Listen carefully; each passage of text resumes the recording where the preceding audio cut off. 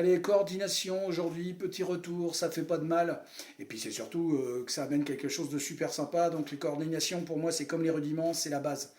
On n'est pas obligé de connaître le solfège, les partitions, etc., etc. Mais si on maîtrise bien ces coordinations, ces rudiments, rouler, friser, moulin, les 4 moulins de base, on peut déjà faire des choses super intéressantes. Et à partir du moment où on sait après, en plus, les orchestrer, ce qui est un petit peu le cas ici, parce que vous allez voir que ça reste relativement basique. C'est ce que ça donne en gros, vous voyez. Donc,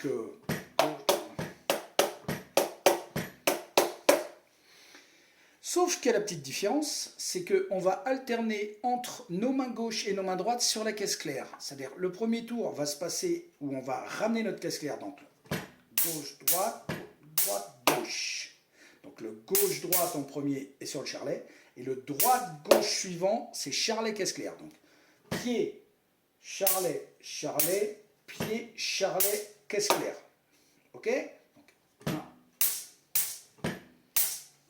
Et quand je vais refaire la suite, là je vais alterner, c'est-à-dire c'est pas ma main gauche qui va arriver sur la caisse claire, mais c'est ma main droite. Donc je vous refais dès le début.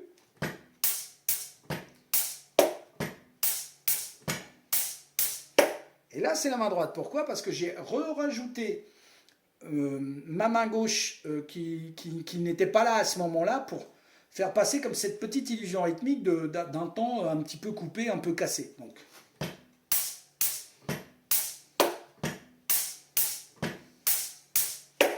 première partie, où j'arrive avec ma main gauche sur la caisse claire. Deuxième partie. Donc, deuxième partie, c'est kick, droite, gauche, charlet. Kick, droite, gauche, charlet. Évidemment, finissant avec ma main gauche sur le charlet, j'arrive avec ma main droite. À la différence du premier, où c'est kick, droite, gauche, charlet. Kick, droite, gauche, caisse claire. Voilà. Bon, allez, amusez-vous bien. C'était la petite vidéo bonus du jour.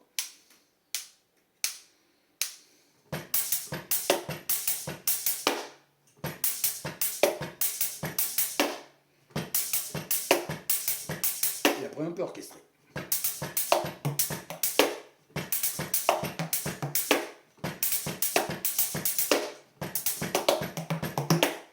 À bientôt.